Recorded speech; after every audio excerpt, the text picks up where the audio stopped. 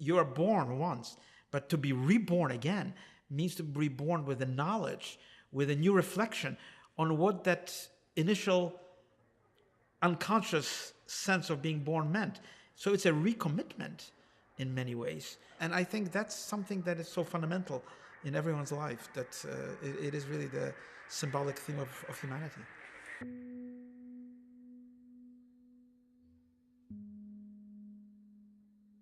Being a kind of dreamy-eyed optimist doesn't get a lot of things done.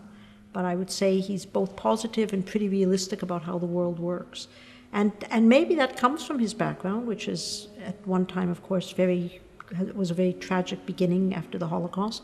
But primarily, he's a person who wakes up every day and thinks about how wonderful it is to be an American, how wonderful it is to be alive. Yeah, it's a very uplifting experience.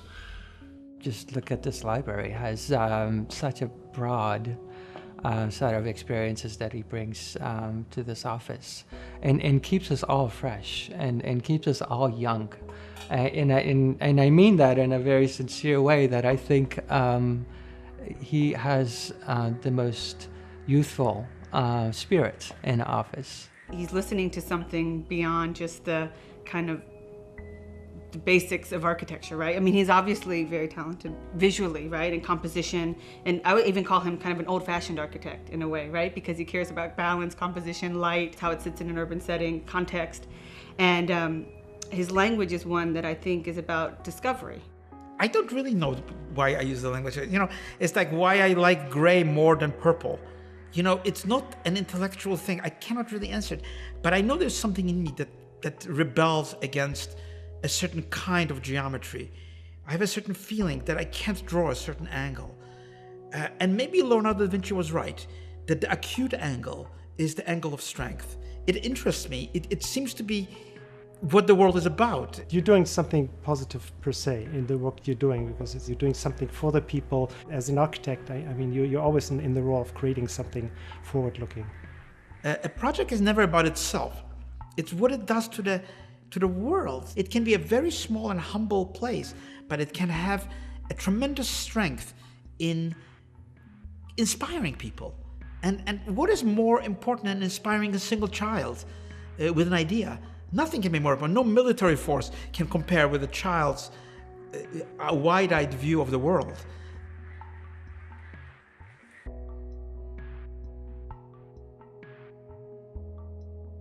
When we came to Berlin, it was very difficult emotionally to make that decision.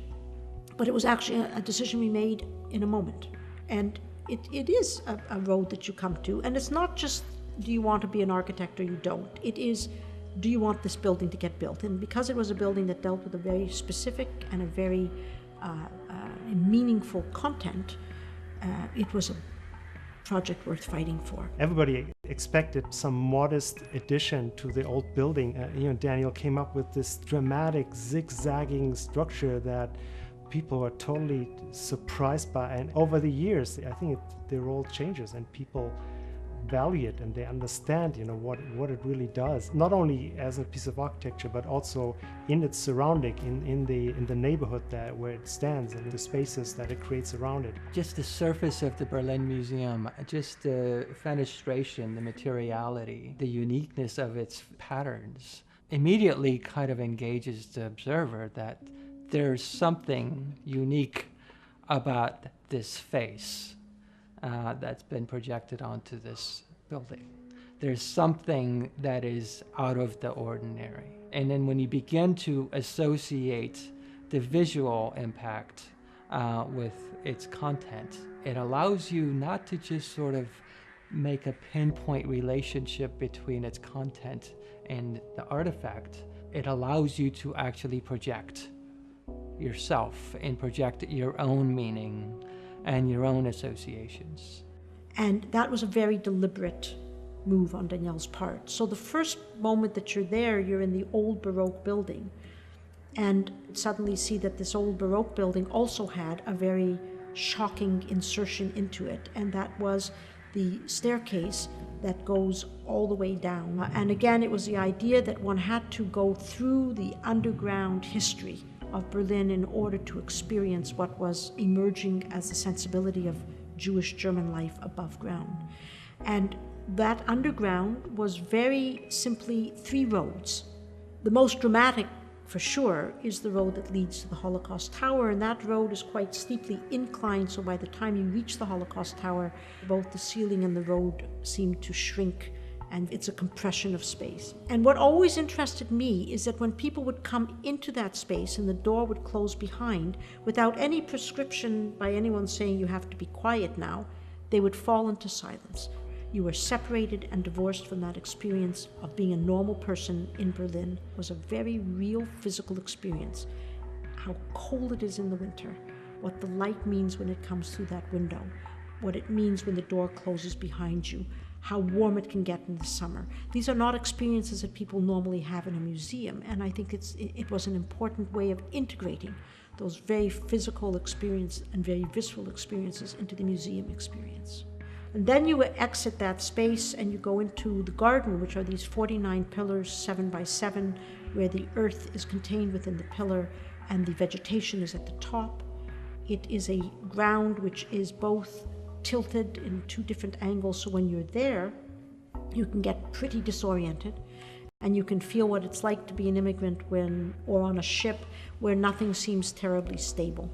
The third pathway is this very quite steep staircase which takes you up to the top of the building, and as you walk up the stair you see through the window, of course, the entire lay of the land. You see the Holocaust Tower and you see the Garden of Exile, and then you start walking through the actual exhibits on the 3rd floor.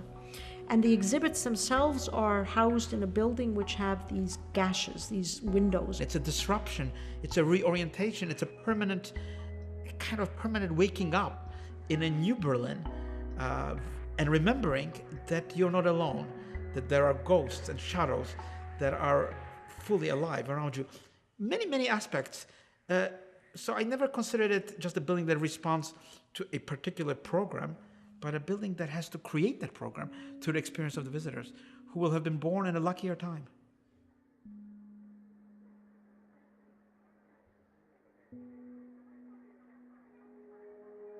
You know, everybody remembers what they did on September 11th.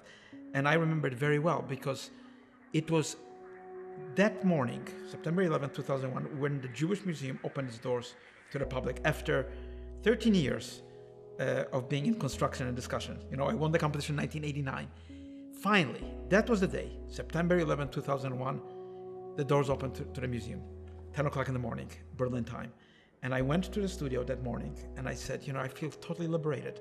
It's the first day I don't really have to think about history, Jewish history, because people can now enter the museum. They can make their own judgments. And then, of course, by about 2:30 in the afternoon, Berlin time, it was 8:40 here in New York, we saw those images on the screen. And I suddenly realized that's not a viable statement. History is always going on. There's never such a moment as now I don't have to think about it, because everything is in a strange way interconnected. And certainly at that very moment, I turned to everyone, Carla, Nina, and I said, I want to return to Lower Manhattan. I'm coming back to New York. What Daniel was most interested in was how to really weave this site also back into the city. So reintroducing the street grid, because the original World Trade Center was kind of an island. So distinguishing the memorial on that 8 acres and then allowing the street grid to come through really makes it more part of New York than the site was previously. So it's really about a conception of the city, an open, incredibly fantastic city with a cultural sense. And Daniel had the idea of the towers really creating a spiral, right? They aren't exactly on the New York City grid, so they stand out. And from far away in the skyline was to create a composition, which is, you know, inspired by the Statue of Liberty, that cradles that memorial that's on the ground plane. One of the most important things that we implemented in the master plan were the footprints of the towers. That experience is about walking around those enormous footprints with 3,000 plus names imprinted into those footprints, seeing how deep those buildings 70 feet below ground were inlaid, and seeing how people look into those waterfalls and think to themselves, my God, these buildings fell with such a resounding clap. And that water falls into those light holes with such a beautiful sound. How incredible and how amazing the sound of that water is compared to the incredible sound of those buildings collapsing. We saw something we should have never seen, which is the foundations that were revealed, that slurry wall, which is that huge dam that holds the waters of the Hudson from flooding all of the underground of New York. It's an incredibly moving experience because this was a wall which does stand for resilience, and it was a wall that did withstand the attack. Very few other things withstood that attack. Ultimately, for me, the most successful sort of measure of ground zero will be how people will go there without necessarily thinking about it as ground zero, but because it's an interesting place in New York City. People will remember it because they like the space, and that's ultimately the most sustainable architecture and the most sustainable urbanism, is to make a place that is memorable.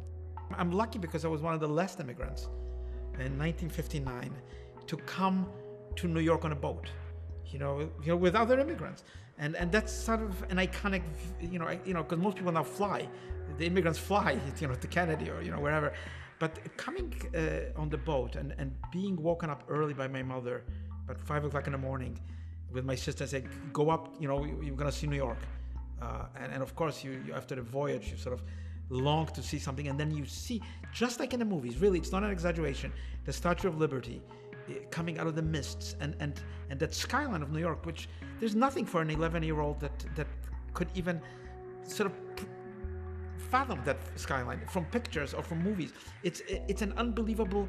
It's as if you landed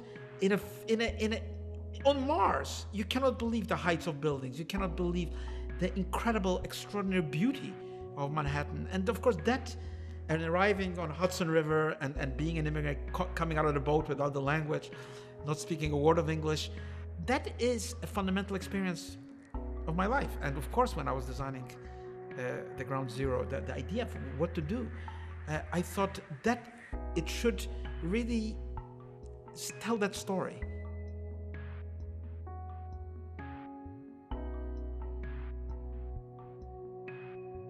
I think Daniel was convinced that we would be disqualified, but he didn't really care. He wanted to make a contribution to the conversation, or to, give his best idea. And then you forget that the generals and the military leaders that were part of the jury are really brave guys. They fly planes into fire. So they weren't afraid of a strong idea. They were quite inspired by it. That's right, we could have lost the competition. In some cases, you have to take that risk to just do what you feel is the right move. So then we'd rather pull out of the competition here than do something meaningful. You have to have a different look at it. And often, of course, that leads you into trouble. And I've been in trouble a lot of times because of that. But so what? You have to do something. Life isn't about just shaking your head and falling asleep. It's often going against the common story. It's often going against the grain. So Danielle's idea was to say the first thing that one has to do is to take this very homogeneous facade of the armory and to break it.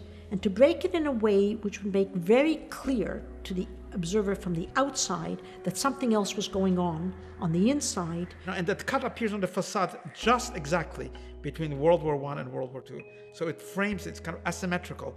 It disrupts that chronology, which is horizontal in the museum, and suddenly a vertical, oblique space with light coming down in a dramatic way is completely different. It's really about people. It's not about hardware. It's not about military strategy. It's not about weapons. It's about human beings. And it's really that moment of reflection. Where am I? And oddly enough, people have begun to see this part of the museum as a museum that brings a topic about peace. And it's not about pacifism, it's about peace.